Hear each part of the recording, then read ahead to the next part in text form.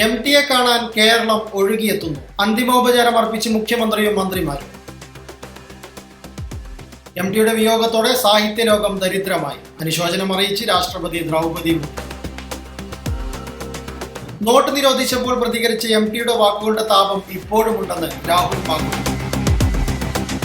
മാധ്യമപ്രവർത്തകരുടെ വാഹനമാണെന്ന് അറിഞ്ഞിട്ടും ആക്രമിച്ച് ഇസ്രായേൽ, 5 പേർ കൊല്ലപ്പെട്ടു. കർണാടകയിൽ ബലാത്സംഗ കേസിൽ ജാമ്യത്തിലിറങ്ങിയ BJP MLAക്ക് നേരെ മുട്ടയേർ.